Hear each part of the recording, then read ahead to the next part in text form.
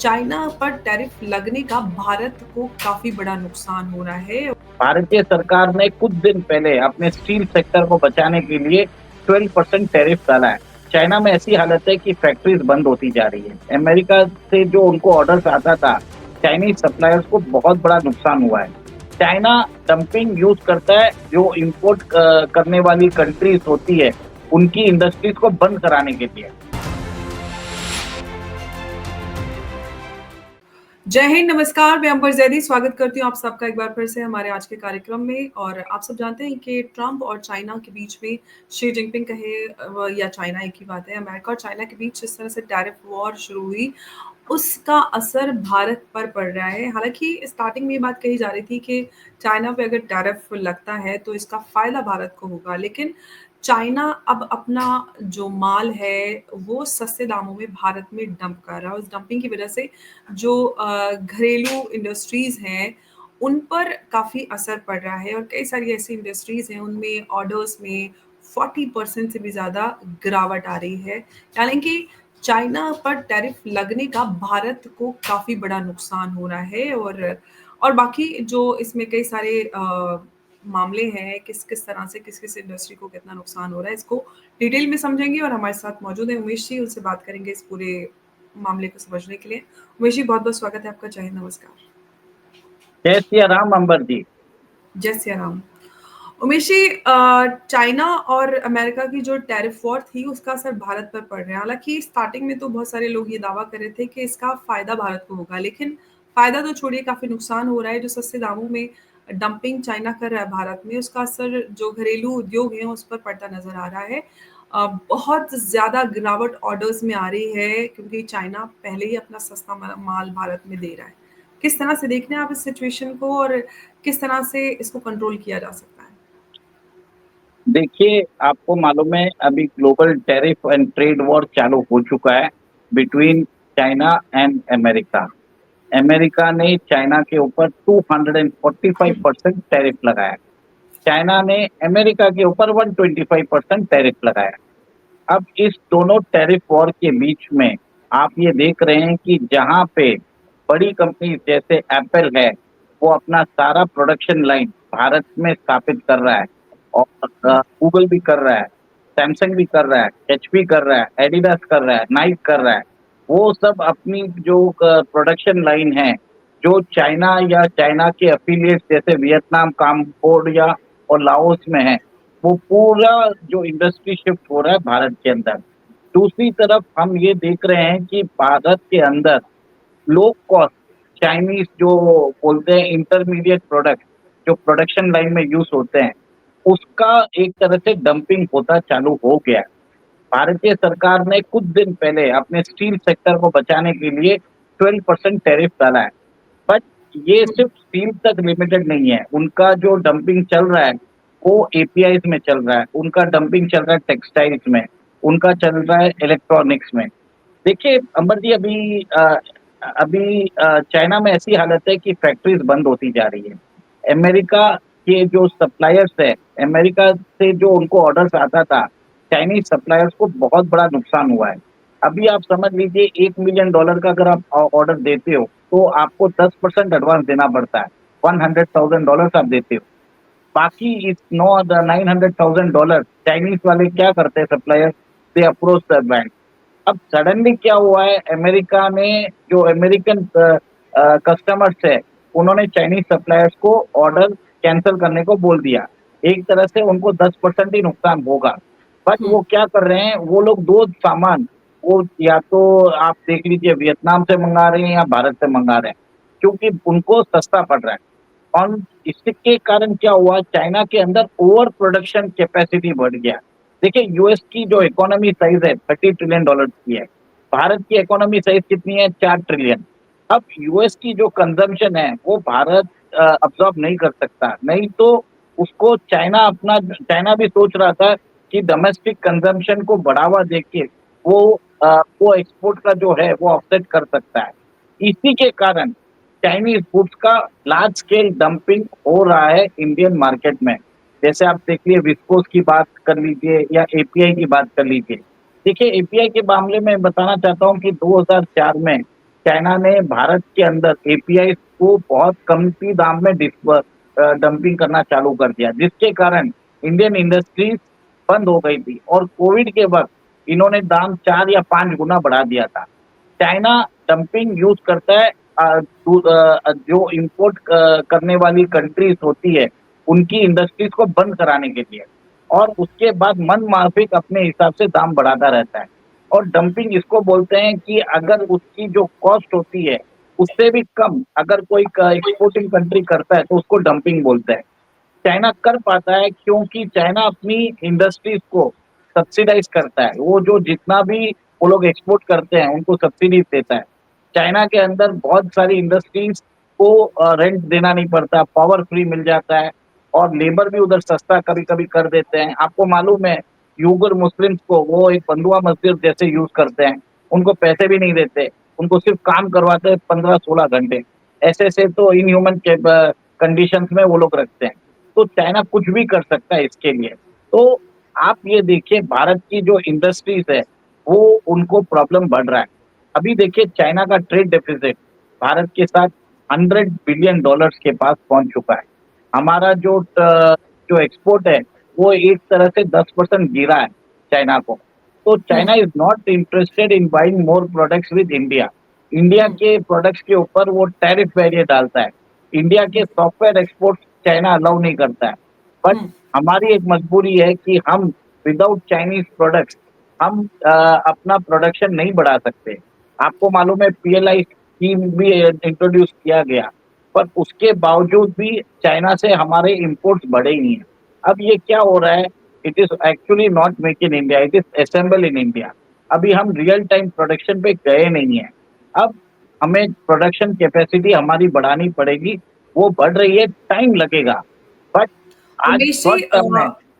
Ji Chinese ambassador to India उन्होंने Indian express के एक आर्टिकल में ये बात कही है कि भारत में चाइना अपना सामान डंप नहीं करेगा बल्कि चाइना तो भारत से अच्छा सामान खरीदना चाहता है अच्छा क्वालिटी प्रोडक्ट्स और हम डंपिंग नहीं करेंगे और हम किसी के भी घरेलू उद्योगों को नष्ट नहीं करेंगे उसको नुकसान नहीं पहुंचाएंगे इस तरह की कई सारी बातें उन्होंने अपने लेख में लिखी हैं लेकिन अब इस सब में जो सिचुएशन अराइज हो रही है हम सब जानते हैं कि तमिलनाडु में जो धागों का उद्योग होता है उसमें काफ़ी उस पे असर पड़ा है और रेयॉन और विस्कोस ये सारे धागे जो उसको लेकर ये रिपोर्ट है कि 40% उसके ऑर्डर्स में गिरावट आई है क्योंकि चाइना अपना सामान डंप कर रहा है सस्ते दामों पे अब सवाल ये है कि इस चाइनीज डंपिंग को रोकने के लिए भारत सरकार क्या कर रही है या कर सकती है? देखिए भारतीय सरकार एंटी डंपिंग ड्यूटीज लगा देती है। आपको मालूम है स्टील के ऊपर उन्होंने 12% लगाया है। भारतीय सरकार ने अभी एक मॉनिटरिंग कमेटी भी बैठाई है जो ट्रैक कर रहा है कि चाइनीज इंपोर्ट क्या कौन से सेक्टर्स में बढ़ रहा है।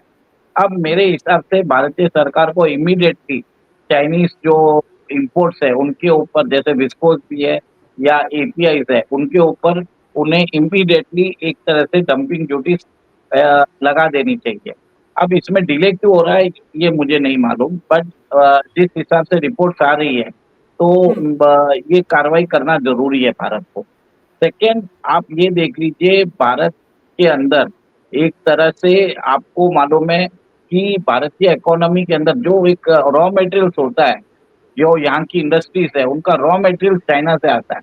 तो ये एक तरह से कुछ ना कुछ ये लोग थोड़ा सा मतलब मैन्युफैक्चरिंग में वैल्यू ऐड करके ये लोग बेचते रहते हैं। अब हुँ, चाइना से हमारा जो एक्सपोर्ट्स है वो बढ़ नहीं रहा है। भले ही चाइनीज एम्बेसडर कुछ भी बोले, वो बोलते एक है करते कुछ नहीं। We can not believe China बंबर जी, एक तरह से आपको बता देता हूँ। और आप ये सोचिए ना कि चाइना क्या करता है। चाइना ने अगर यूएस चाइना के ऊपर पहले भी 2018-19 में भी उन्होंने सैंक्शन लगाया था, तो चाइना ने क्या किया, अपनी इंडस्ट्रीज शिफ्ट कर दी वियतनाम में, लाओस में, कंबोडिया में, मेक्सिको में।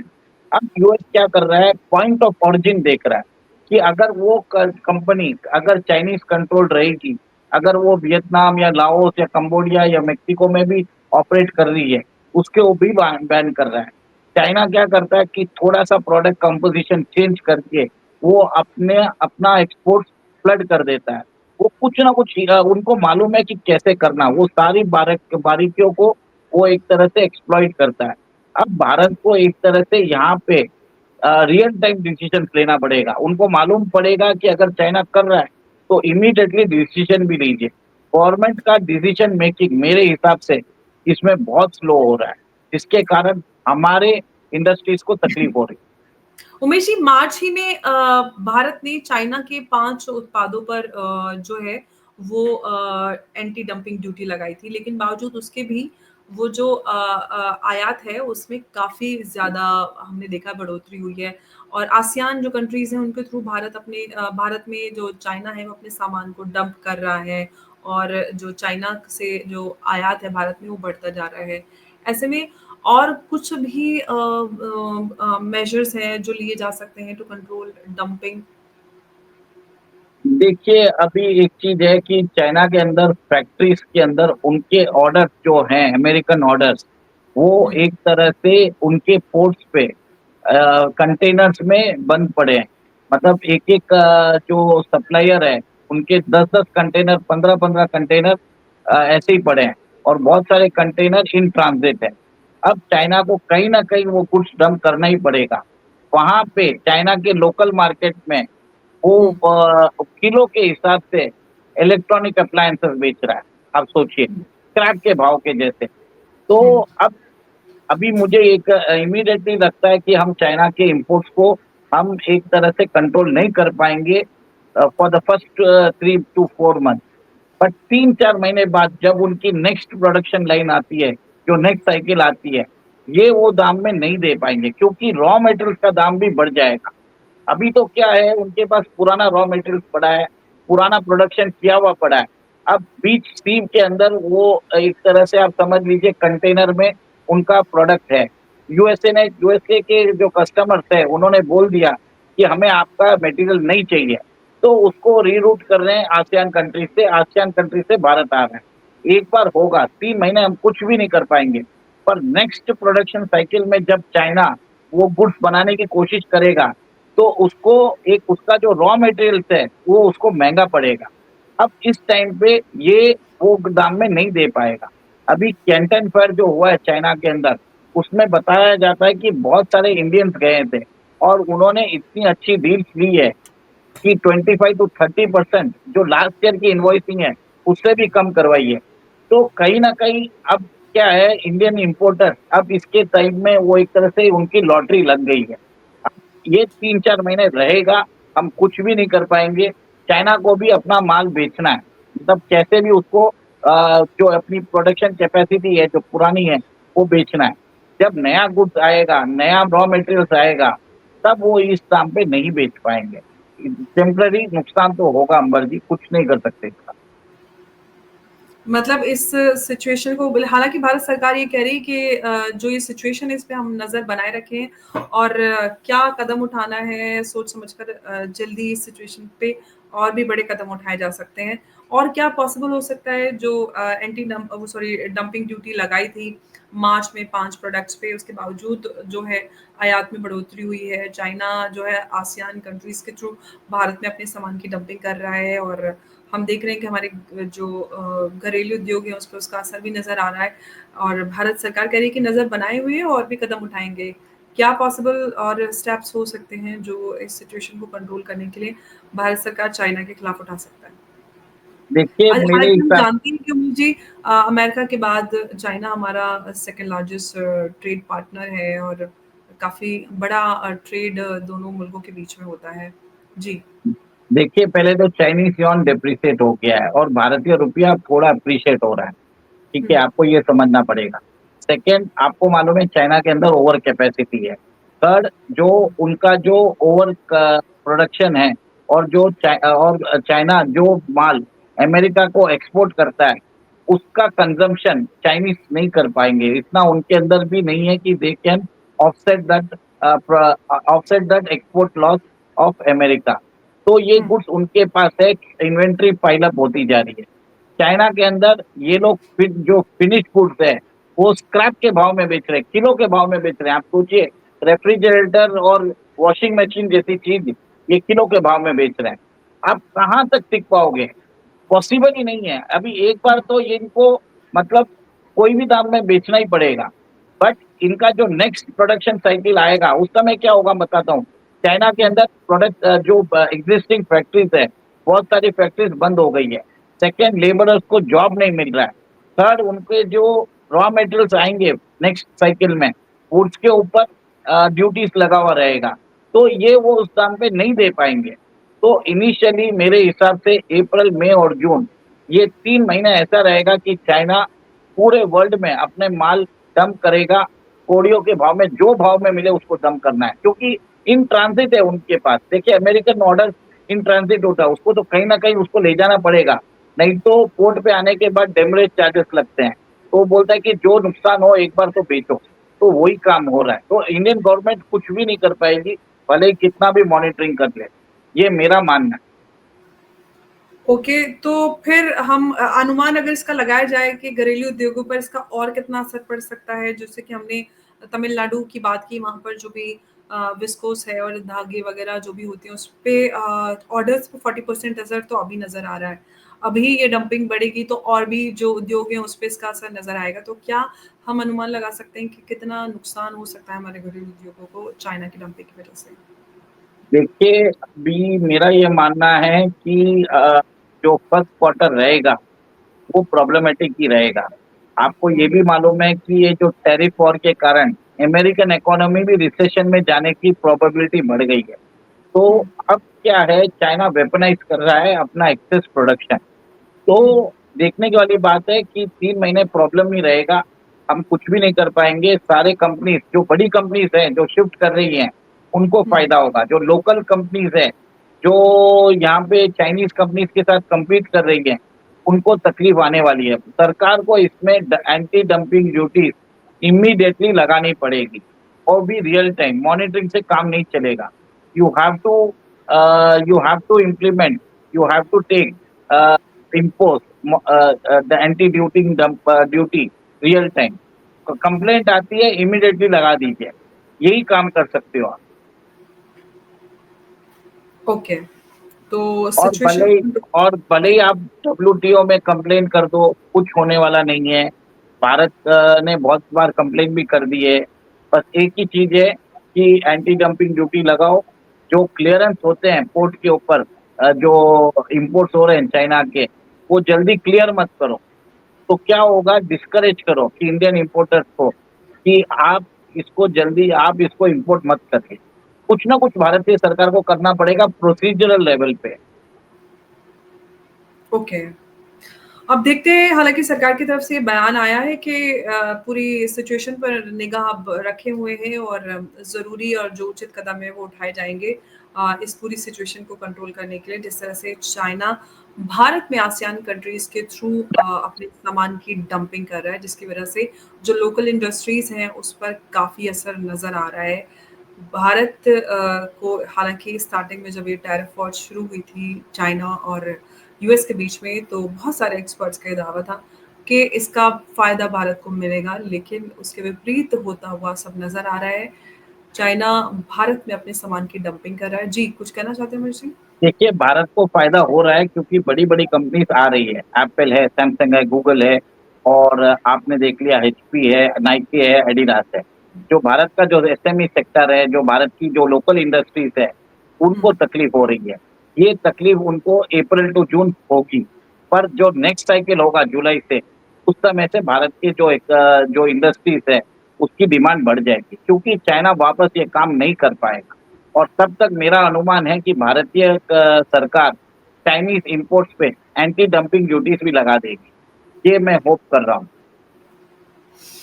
जी, अब देखते हैं कि क्या अपडेट आता है इस पूरे मसले पर, क्योंकि सरकार की तरफ से कहा गया है कि इस पर ज़रूर कुछ स्टेप्स लिए जाएँगे जो कि इस सिचुएशन को कंट्रोल करने में कामयाब रहेंगे और काफ़ी रहेंगे। अब देखते हैं कि क्या कदम सरकार उठाती है और किस तरह से चाइना जो सामान अपना डंप कर रहा है भारत में, उसको भारत सरकार कंट्रोल करने में किस तरह से समर्थ नज़र आती है, ये आने वाला समय बताएगा। उमेश जी, बहुत-बहुत धन्यवाद आपका हमारे साथ आज की इस चर्चा में जुड़ने के लिए। नमस्कार, जय हिंद, जय भारत। जय सिया राम, अंबर जी। जय सिया राम।